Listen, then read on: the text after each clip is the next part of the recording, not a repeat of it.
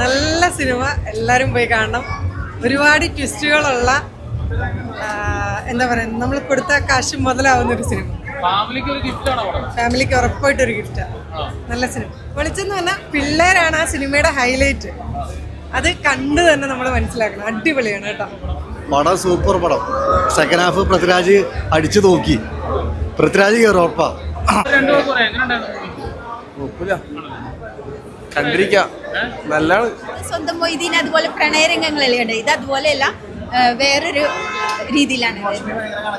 Emotionally connected ആണ്. പിന്നെ ഏറ്റവും ഈ സിനിമയുടെ പറയേണ്ട കാര്യം എന്താണെന്ന് വെച്ചാൽ മ്യൂസിക്കാണ്. അതിൻ്റെ മ്യൂസിക്കും ഫാമിലി കണക്റ്റഡ് ആണ്.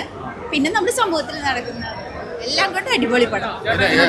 കുഴപ്പമില്ല. ഒരു ത്രില്ലർ മൂവിയുടെ ഇന്റർവെൽ ഒരു അടിപൊളി ഭയങ്കര ത്രില്ലറായിട്ട് പടം. ഇന്റർവെൽ ഒരു ഫാമിലി ടച്ചും കൂടെ കൂടി ചേർത്ത് ഒരു ഫാമിലി മൂവിയായിട്ട് മാറുന്നുണ്ട്. ഇന്റർവെൽ ചെറിയ ലാഗ് തോന്നി, എന്നാലും കുഴപ്പമില്ല. നല്ലൊരു ത്രില്ലർ മൂവി കേട്ടോ. റോഷാക്കിന്റെ പോലെ തന്നെ ത്രില്ലർ മൂവി. ഒരു അർഹതപ്പെടാത്ത ഒരു കാശ് ആൾക്കാരുടെ കൈ കിട്ടി അങ്ങനെ ഇരിക്കും. അതാണ് തീം കേട്ടോ. അതാണ് പടം കൊണ്ടുപോകുന്നത്. ബാക്കി പാർട്ടിനെ സ്പോയിൽ ആവുകൊണ്ട് പറയുന്നില്ല. ഓക്കെ, ഫാമിലി മൂവിയാണ്. ഇന്റർവെൽ അസൽ ഫാമിലി മൂവി ആയിട്ട് വരുവാണ്. ഒരു ത്രില്ലറും കൂടെ ഉണ്ട്. ആ ഒരു ഇതിന് മുമ്പിലത്തെ റോഷാക്കിന്റെ ഒരു ത്രില്ലർ പുള്ളി കീപ്പ് ചെയ്തിട്ടുണ്ട്. കുഴപ്പമില്ല. നല്ല ഒരു ത്രില്ലർ മൂവി ഇവിടെ. കുഴപ്പമില്ല, நல்ல மூவி. பார்க்கலாம் ப்ரோ 4 out of 5 நல்லா இருக்கு. சூப்பரா இருந்துச்சு. த்ரில்லர் மூவி, ஆக்ஷன் நல்லா இருந்தது. அதுக்காக பார்க்கலாம்.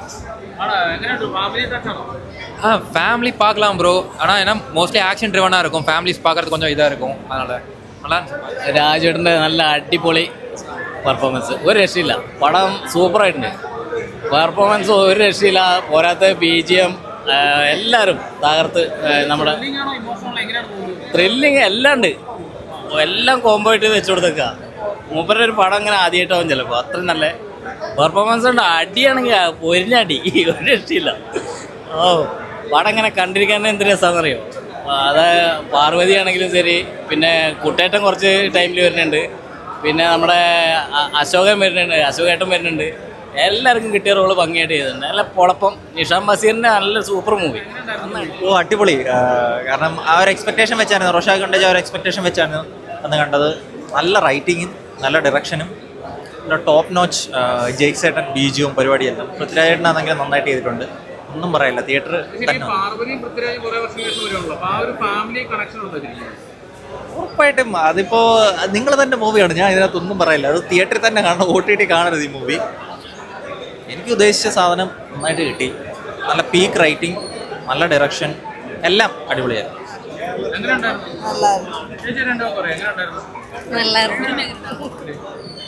ബുദ്ധി കൊള്ളായിരുന്നു. നന്നായിട്ടുണ്ടായിരുന്നു.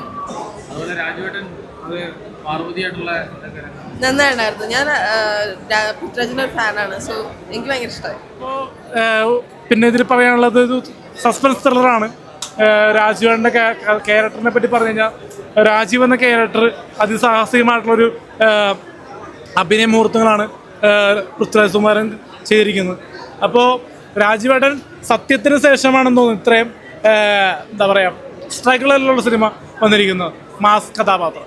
അപ്പോൾ നമ്മൾ കടുവ കാണുമ്പോഴും വിലായത്ത് ബുദ്ധ കാണുമ്പോഴും ആ ഒരു കഥാപാത്രത്തിൽ നിന്നും എൻ്റെ ഡിഫറെൻ്റ് ആയിട്ടുള്ള മേക്ക് ഓവറും കാര്യങ്ങളാണെങ്കിലും ഡ്രിമായിട്ടുള്ള ലുക്കും കാര്യങ്ങളൊക്കെ എന്തായാലും മാൻഡ്രസം കൊണ്ടും അഭിനയം കൊണ്ടും എല്ലാം തന്നെ നല്ല ഇത് വർക്കായിട്ടുണ്ട്. തിയേറ്ററിൽ പോയി കാണാൻ ശ്രമിക്കും. ബ്രോ ഇതൊന്നും ഒരിടത്തും വരെയല്ല. എനിക്ക് ടെൻഷനാ bro. Camera cinema first half ഭയങ്കര സൂപ്പറായിരുന്നു. പിന്നെ അത് കഴിഞ്ഞിട്ട് പടം കുറേ കാര്യങ്ങൾ ഒരുമിച്ച് പറയാൻ നോക്കി. നോബഡി എന്ന പേര് പോലും പടത്തിന് ചേരാത്ത രീതിക്കായി പോയി. നമ്മൾ വിചാരിക്കാൻ എന്താണ് ഒരു അർജുന സാക്ഷി മോഡൽ പടമാണെന്ന് വിചാരിച്ചത്. ഇപ്പോൾ എക്സ്പെക്ടേഷൻ ഇല്ലാണ്ട് പോയാൽ പോലും എന്തോ പല കഥകൾ പറയാൻ നോക്കിയിട്ട് ഒന്നും ഒരു ചേരാത്ത പോലെ ആയിപ്പോയി. എനിക്ക് ഒരു ആവറേജ് എക്സ്പീരിയൻസ് ആയിരുന്നു.